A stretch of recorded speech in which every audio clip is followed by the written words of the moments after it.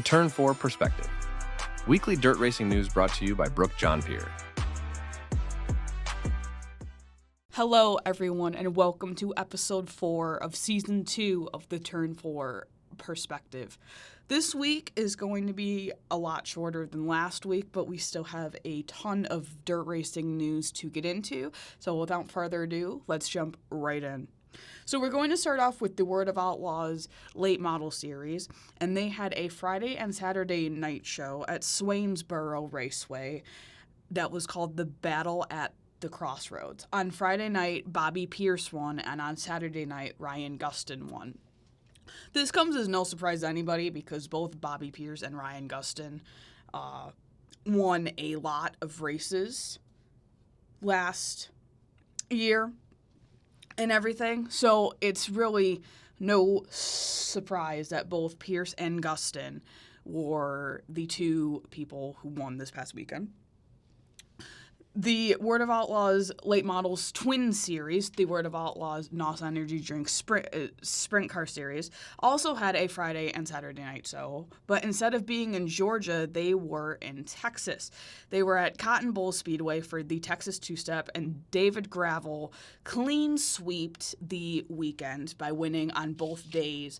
But on Saturday, Gravel made history at Cotton Bowl Speedway by not only getting the quick time 2 days in a row, but also making a brand new track record with a 13.334 lap.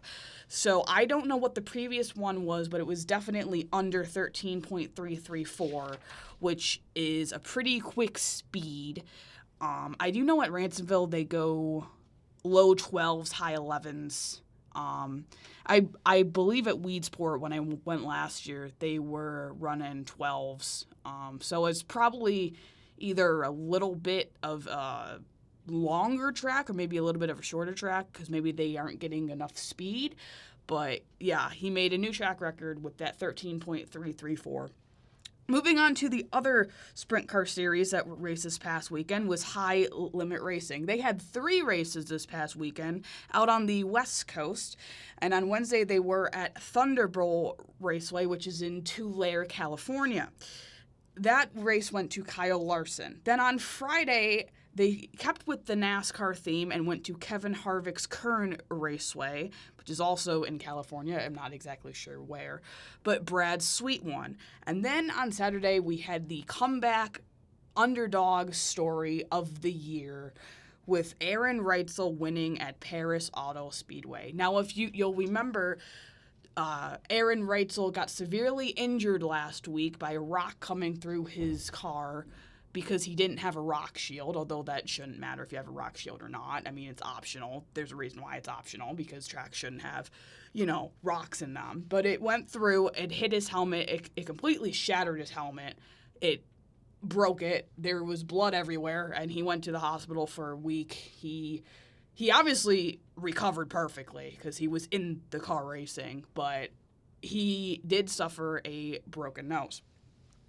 But he came back on Saturday and he won. I'm not exactly sure where he started, but this is the story of the week for sure because Reutzel came back and won it on Saturday, which I think is great. I think it's absolutely amazing that he got his nose broken in California and he came back to California, basically said fuck you, and then won. So I just think that's great because I have been injured by a rock at a racetrack myself. It's not a very fun experience at all. I would not recommend it, and I ran on a tangent last week about it, but this is the highlight of the week for me because Reutzel came back and he won. So I just think that's absolutely fabulous. Moving on back to late models, the Lucas Oil late model dirt series also had a Friday and Saturday night show. On Friday, they were at Atomic Speedway for the Buckeye Spring 50, and Ricky Thornton Jr. won. And on Saturday, they were at Brownstown Speedway, where Devin Moran won, which proves that Devin Moran has finally chosen a series, and he's going with the Lucas Oil late model dirt series, which doesn't surprise me at all because I know that he was going back and forth with them, but I do know that he raced a lot with them last year, so he obviously likes them better, and he's going to go with them from now on, which makes total sense to me. And with Ricky Thornton Jr. winning on Friday, that comes as a surprise to nobody. Love him or hate him, Ricky is a good driver. Moving on to the final race series that raced this past weekend, there was a one-day race with the Short Track Super Series on Saturday, that was at Bridgeport Motorsports Park for the 60 Over Special. And once again, no surprise, Stuart Friesen won. I mean, Stuart Friesen is another one of those drivers of where, love him or hate him, he does know what he's doing. He is a GOAT. And he held off Matt Shepard and Alex Payne. And, I mean, there's nothing to stop there. I mean, it's 60 laps. I mean, there's a pretty good chance Stuart Friesen's going to win.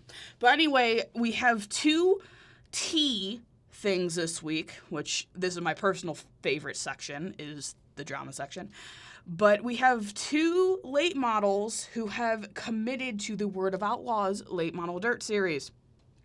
And that is Tim McCready with his Briggs transport car. He announced that he's going to be going with the Word of Outlaws for the 2025 season. And Max Blair is also going to the Word of Outlaws for the 2025 season. And he made it so by declaring it as Swainsboro Speedway. So that's two drivers that have chosen Woo and one driver that has chosen the Lucas Oil late model dirt series, and I just find that really interesting that drivers are going back and forth like crazy, because I know Timmy was racing with Lucas Oil last year. So it's interesting that he switched, and drivers are just switching all the time. But anyway, that is it for this week's episode. Thank you so much for listening. Thank you so much for providing feedback and series that I should cover. Please continue to send stuff. I love doing this. This is really fun for me, and I love bringing the news to all of you. Once again, thank you so much, and I will see you next week.